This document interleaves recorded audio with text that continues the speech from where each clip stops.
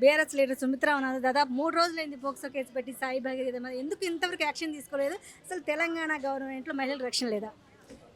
చట్టాలు వీళ్ళకు చుట్టాలు. ప్రజాకవులు కాలేకూరి గారు రాసిండ్రు. చట్టాలన్నీ కోర్టులన్నీ నేతి బీరలో నేయి చందమే సామాన్యులకవి ఎండమావులేనే కర్మభూమిలో పూసిన ఓ పువ్వా విరిసి విరియని ఓ చిరునవ్వా కన్నుల ఆశలు నీరై కారగ కామాందులకే బలి అయిపోయావా. అట్లా పరిస్థితులు రాష్ట్రంలో. ఇద్దరు కేంద్ర హోంశాఖ సహాయ మంత్రి, రాష్ట్ర హోంశాఖ సహాయ మంత్రి వీళ్ళిద్దరూ చుట్టాలై చట్టాలను తుంగలో దొక్కుతున్నారు. బీజేపీ ప్రభుత్వం తీసుకొచ్చినటువంటి ఫోక్సో చట్టాన్ని వీళ్ళు తుంగలో దొక్కే విధంగా సామాన్యులకైతే ఒక న్యాయమో, మరి మంత్రుల పిల్లలకైతే ఒక న్యాయమా? ప్రజలు ప్రశ్నించరా? మీది నుంచి మీరే ఎదురు కేసు పెడతారా? హనీ ట్రాపా? ఏం మీ గూఢచారి 007 మీ సుపుత్రుడు?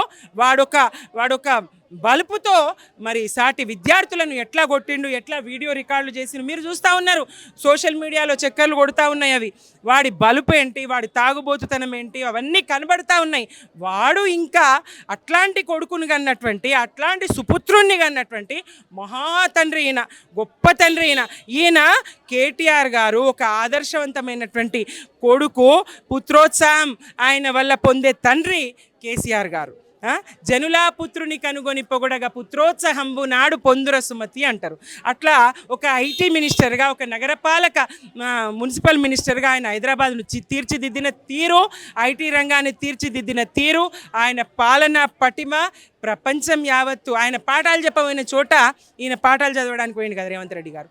అంత పరిజ్ఞానము, అంత జ్ఞానము, అంత మేధావి ఆయన, ఒక ఇంజనీరు.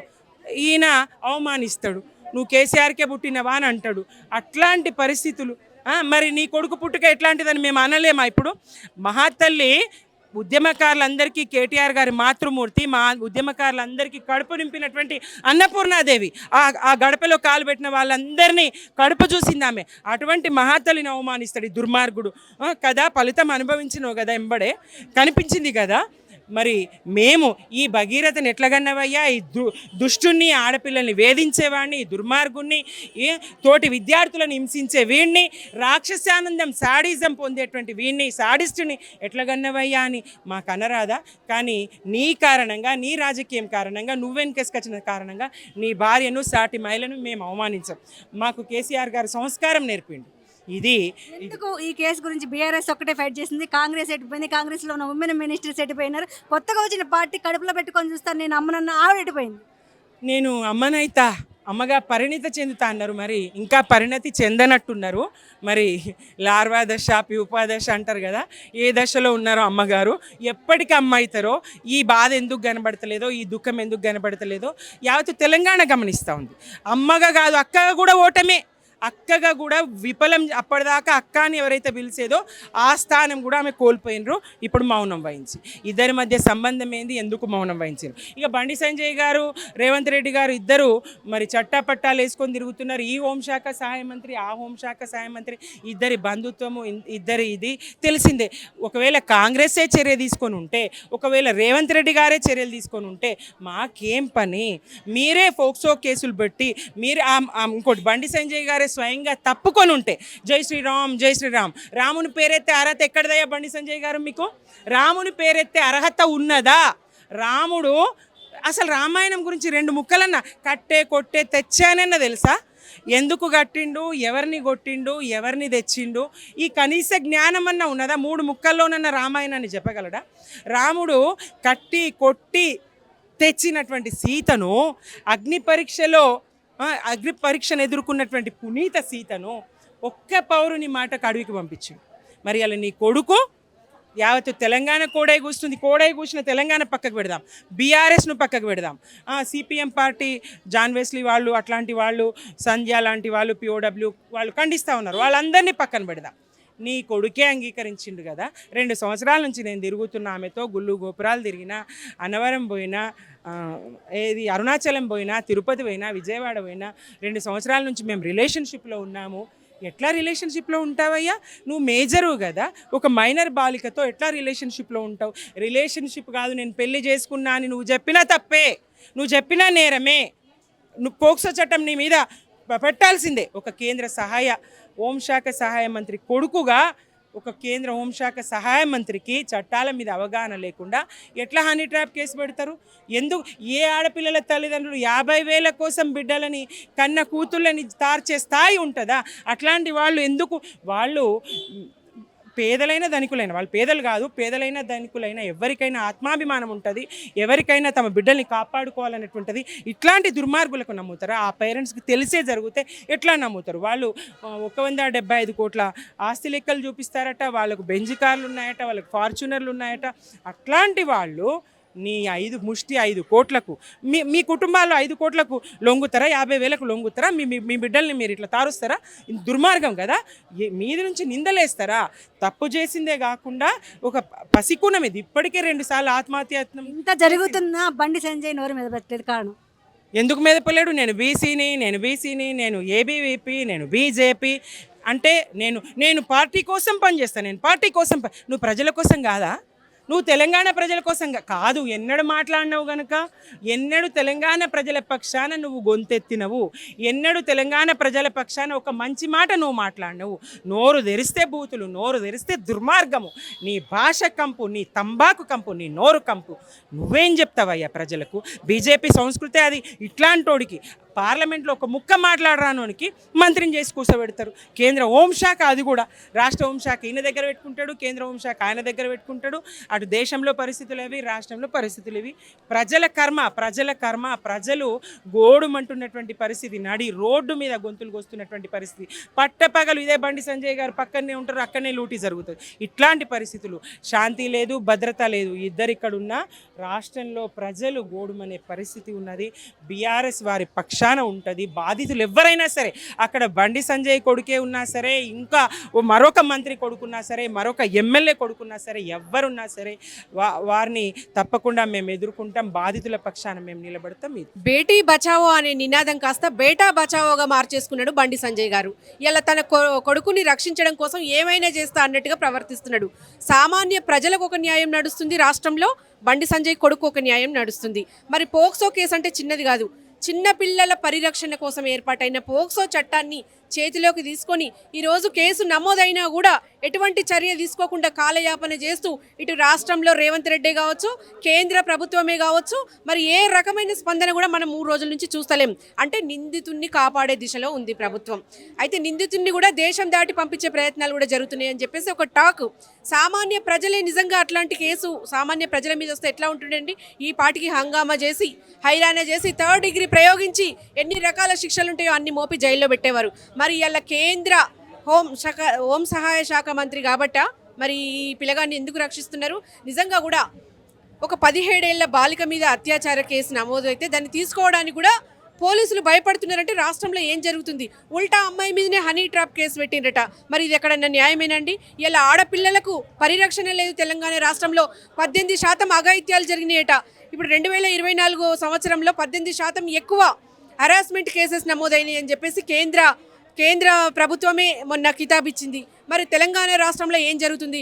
లా అండ్ ఆర్డర్ పటిష్టంగా లేకపోవడానికి కారణమైంది రేవంత్ రెడ్డి చేతిలో ఇలా రాష్ట్రం ఇట్లా బలవుతుంటే చూస్తూ ఊరుకుందామా? మరి ఆడపిల్లల కోసం బీఆర్ఎస్ ప్రభుత్వం ఉన్నప్పుడు నిఘా టీమ్స్, షీ టీమ్స్ ఎంత అలర్ట్గా పనిచేసేవి. కాలేజీలలో డెమో క్లాసెసే కానీ, అవేర్నెస్ క్లాసెసే కానీ, పిల్లలకు, విద్యార్థులకు మేము ఎంత అవేర్నెస్ క్రియేట్ చేసినాం. మేమున్నప్పుడు ఎట్లా ఉండే, ఇప్పుడు ఎట్లా ఉందనేది తెలంగాణ రాష్ట్ర ప్రజలు. మీరు ఉమెన్ కమిషన్ కంప్లీట్ అవ్వడం జరిగింది, కానీ ఉమెన్ కమిషన్ నేరాలు చేరదా లేరు మరి? అయితే ఈరోజు దీని మీద ఉమెన్ కమిషన్ మీద కూడా ఇవ్వడం జరిగింది. చర్య తీసుకుంటారని మేము పాజిటివ్గా అనుకుంటున్నాము. కానీ ఇక్కడ చూస్తే ఇక్కడ కూడా ఎవరు తీసుకోవడానికి రెడీగా లేరు. ఎంత దుర్భిక్ష పరిస్థితి అంటే ఉమెన్ కమిషన్లో మేము ఇచ్చే ఫిర్యాదు తీసుకోవడానికి కూడా రెడీ లేరంటే అసలు ఏం జరుగుతుందండి రాష్ట్రంలో? వీళ్ళ చీకటి ఒప్పందం నిజమే. సామాన్యుడికి ఒకలాగా, ఉన్నోడికి ఒకలాగా ఎట్లా? ఇవాళ రాష్ట్రంలో సామాన్య ప్రజలకు ఎటువంటి శిక్ష జరుగుతుందో ఇలా బండి సంజయ్ కుమారుని మీద కూడా అలాంటి శిక్షనే విధించాలి. ఇలా బండి సంజయ్ పదవిని కూడా బర్తరఫ్ చేయాలని డిమాండ్ చేస్తున్నాం. ఎందుకంటే కొడుక్కి ఈయన బుద్ధి నేర్పనోడు ఇలా రాష్ట్రానికి ఏం చేస్తాడండి? చట్టాలు అమలు చేసే పరిస్థితిలో ఉన్నాడు అంటే అంత పెద్ద శాఖలో పనిచేస్తున్నటువంటి బండి సంజయ్ ఇంట్లో కుమారుణ్ణి చక్కబెట్టుకోలేనాడు. ఇలా దేశాన్ని రాష్ట్రాన్ని ఏం చేస్తాడండి? ఇలా బీజేపీలో చెప్పేవి శ్రీరంగ నీతులు ఏదో సామెత ఉంటుంది. ఇవాళ దేశం కోసం ధర్మం కోసం అని పెద్ద పెద్ద గప్పాలు కొట్టే బీజేపీ నాయకులు ఎందుకు సపోర్ట్ చేస్తలేరండి? ఇలా బండి సంజయ్ గారు తన విలువను తన ప్రాముఖ్యాన్ని పొడగొట్టుకున్నాడు. కంప్లీట్గా జీరో అయిపోయింది. ఇలా బీజేపీకి ఉన్న గ్రాఫ్ కూడా కంప్లీట్గా జీరో అయిపోయింది. ఇలా తన కుమారుని మీద ఇంత పెద్ద కేసు నమోదైతే ఏ ఒక్క నిన్న ప్రధానమంత్రి కూడా పక్కనే కూర్చోబెట్టుకోవడం వెనుక ఆంతర్యం ఏముంది? ఇలా నిందితుడు తండ్రిని అంత పెద్ద స్టేజ్ మీద కూర్చోబెట్టుకొని ప్రధానమంత్రి గారు పోయిందంటే ఇక మరి కేంద్ర ప్రభుత్వం ఎట్లా పనిచేస్తుందో ప్రజలే ఆలోచించుకోవాలి. ఇది నిజంగా బీఆర్ఎస్ పార్టీ పక్షాన బాధితురాల తరపున గట్టి పోరాటం చేస్తాం. బాధితురాల పక్షాన మేము అందరం ఉంటాం. డెఫినెట్గా ఆ బండి సంజయ్ కుమారునికి శిక్ష పడేదాకా కూడా మేము కొట్లాడుతూనే ఉంటాం. దాదాపు కేసు పెట్టి 3 రోజులు అయినా కానీ సిపి సజ్జనార్ కావచ్చు, డీజీపీ సిబి ఆనంద్ కావచ్చు, ఉమెన్ కమిషన్ కావచ్చు, ఎందుకు స్పందించట్లేదు? ఇప్పటిదాకా చెప్పింది మా సోదరి. అంటే ఇక్కడ ఉన్న స్టేట్ గవర్నమెంట్, సెంట్రల్ గవర్నమెంట్ రెండు కుమ్ముక్కైనాయి. ఇక్కడ సెంట్రల్ గవర్నమెంట్ బండి సంజయ్ ఆయన హోంశాఖ మంత్రిగా ఉన్నాడు. ఇక్కడ ఉన్నటువంటి రేవంత్ రెడ్డి గారితో కుమ్ముక్కై ఈ కేసును మొత్తానికి తుంగలో తొక్కాలి, దీన్ని కనుమరుగు చేయాలని అనుకున్నారు. కానీ అట్లా కాకుండా ఇప్పుడు మా ఉమెన్ సెల్ నుంచి అంటే బీఆర్ఎస్ మహిళా విభాగం నుంచి అమ్మాయి న్యాయం కోసం ఇలా కొట్లాడుతున్నాం. అక్కడ న్యాయాన్ని కాపాడేటువంటి స్టేజ్లో ఉన్నటువంటి బండి సంజయ్ సొంతంగా తన కుమారుణ్ణి అరెస్ట్ చేయించి ఫోక్సో చట్టం ప్రకారం చట్టానికి న్యాయానికి ఆయన బద్దుడై ఉండాలి. కానీ ఆయన్నే తన కుమారుణ్ణి ఇవాళ బచావో పేరు మీద బచావో చేసే పరిస్థితులలో ఉన్నాడు. ఇది సామాన్యుడు గమనిస్తున్నాడు. ఎందుకంటే నేను చాలా మంచివాడిని, నా కుటుంబం మంచిది అని ఎప్పుడు చెప్పుకున్నటువంటి బండి సంజయ్ మీద ఆరోపణలు వచ్చినప్పుడు, ఆరోపణ నిజమైనప్పుడు ఫోక్సో చట్టం పెట్టి కూడా 3 రోజులు అవుతున్నా కూడా ఎలాంటి ఇది తీసుకోకపోవడం అనేది నిజంగా కూడా దురదృష్టకరం. యావత్ మహిళా లోకం దీన్ని ఖండించాలి. ఇవాళ మహిళలు అర్ధరాత్రి బయటికి వస్తే స్వతంత్రం వచ్చింది అనేటువంటి ఎప్పటి నుంచో గాంధీజీ చెప్పిండు. కానీ ఇప్పుడు ఇన్నేళ్ళు స్వతంత్రం వచ్చినా కూడా ఇంకా మహిళలకు ఇంకా స్వతంత్రం రాలేదు.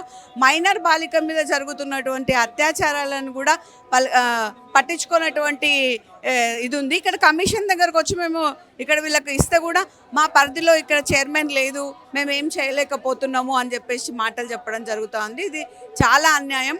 బాలికకు న్యాయం జరిగేంత వరకు బీఆర్ఎస్ పార్టీ మద్దతు ఇచ్చి ఖచ్చితంగా ఆ అమ్మాయికి న్యాయం జరిగేటట్టు మేము చేస్తాం. నిన్న అమ్మాయి అక్కడనే ఉంటుంది కాబట్టి మేము అక్కడ పోయినాము. గత 3 నెలల నుంచి కంప్లైంట్ ఇస్తుంటే అక్కడ పోలీసు వాళ్ళు రెస్పాండ్ అవ్వట్లేదు. ఎందుకంటే హైకమాండ్ నుంచి వాళ్ళకు ఒత్తిడి జరుగుతుంది. పోలీసులు కూడా ఈ కేసు నిర్వీర్యం చేయాలని చూసిండ్రు. మేము పోయి అక్కడ ధర్నా చేసి అమ్మాయి కేసు మీద కేసు తీసుకోవాలి, అక్కడ కొన్ని సెక్షన్లు కూడా ఇష్టమట్టు మామూలు స్టేషన్ బిల్ లాగా తీసుకోకపోవడం, పెట్టిన చిన్న పిటి కేసులాగా తీసుకుంటున్నారు. బలమైన కేసులు పెట్టాలి, అబ్బాయిని శిక్షించాలని బండి భగీరథను శిక్షించడానికి మేము అక్కడ పోయి ధర్నా చేసాం. అసలు పోలీస్ వర్షన్ ఎలా ఉంది? పోలీసు వర్షన్ ఏముంది, పాప వాళ్ళ మీద కూడా ఒత్తిడి ఉందని అనుకుంటున్నా. ఎందుకంటే పైనుంచి హైకమాండ్ వస్తుంది, ఏదో మేము చేస్తాం న్యాయం చేస్తామని అయితే అంటున్నారు. ఇప్పటివరకు అయితే లేదు. దాదాపు కేసు పెట్టి కూడా 3 రోజులు అయినప్పటికీ తెలంగాణ గవర్నమెంట్ కావచ్చు, సిపి సజ్జనార్ కావచ్చు, సిపి ఆనంద్ కావచ్చు, ఎవరు స్పందించట్లేదు. ఎందుకు ఏమైనా భయపడుతున్నారంటారా? ఖచ్చితంగా సెంట్రల్ హోంశాఖ మంత్రి Bandi Sanjay, state home minister Revanth Reddy ఇద్దరు కుమ్మక్కయ్యారు ఈ విషయంలో. ఇద్దరు కలిసి అక్కడ అమ్మాయి కేసు నిర్వీర్యం చేసేసి ఇది ఎక్కడో లోపల చిన్న పిటి కేసులా క్లోజ్ చేయాలని చూస్తున్నారు. అమ్మాయికి అన్యాయం చేయాలి.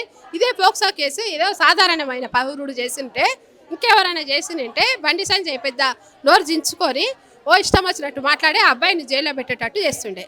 సాధారణమైన మనుషులకు ఒక న్యాయము, బడాబాబులకు ఒక న్యాయమా అని నేను అడుగుతున్నా. నీవు హోమ్ మినిస్టర్ కొడుకు అయితే ఏంది, ఎవడైతే ఏంది, చేసింది లంగా పని. ఇది చేసినప్పుడు ఎక్కడ ఉండాలి? జైలు ఉండాలి. ఎప్పుడు నువ్వు జై శ్రీరామ్ అని చెప్పడం కాదు. నీ కొడుకైనా నా కొడుకైనా తప్పు చేసేది జైలుకు పంపించిన అప్పుడే నిజమైన నాయకుడు.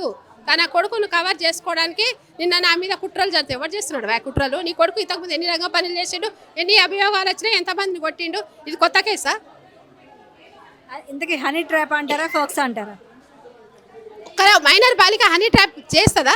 అసలు మైనర్ బాలిక మీద అభియోగం చేయడమే పెద్ద తప్పు. అమ్మాయి మేజర్ కూడా కాదు. హనీ ట్రాప్ తీసుకోవడానికి ఎంత గలీజ్గా, అమ్మాయి మేజర్ ఏమన్నా? మైనర్ మీద కేసు పెట్టడమే తప్పు. అమ్మాయి ఒక చిన్నపిల్ల కిందకి వస్తుంది.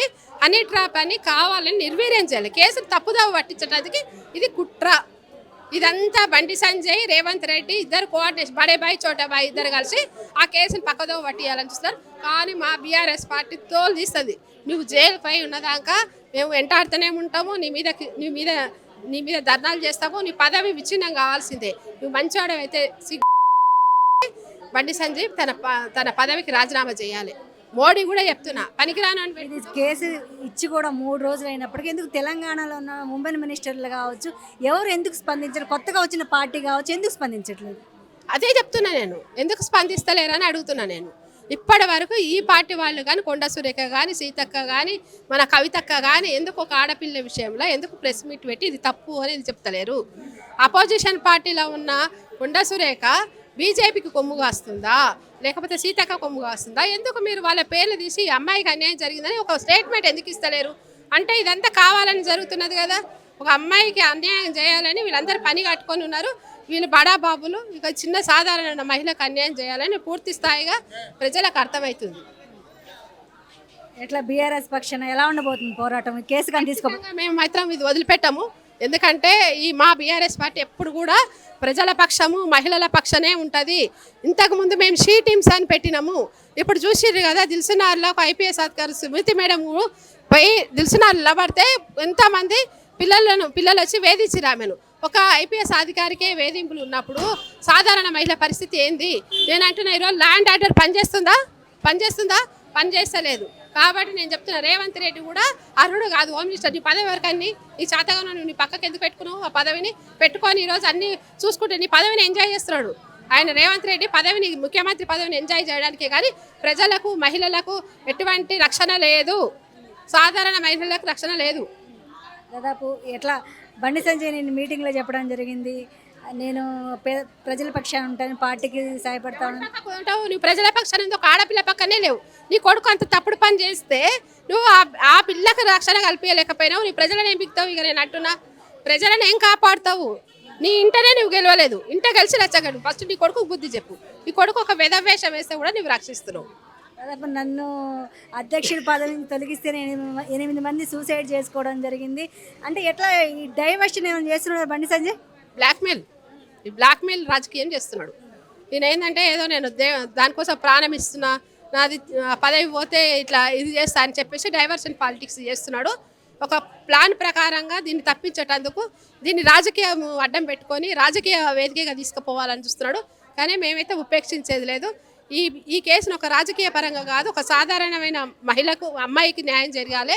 ఇది రాజకీయాన్ని పక్కకు పెట్టండి, ఒక మహిళకు న్యాయం చేయాలి అంతవరకే. కానీ మీరు బడాబాబులు కానీ మీరు హోంశాఖ ఉన్నా మాకు అవసరం లేదు. నీ శాఖ ఏదైనా ఉంటే నువ్వు ప్రజలకు ఉపయోగపడి చేయి. అమ్మాయికి మాత్రం అన్యాయం చేస్తా అంటే మేము ఊరుకోం.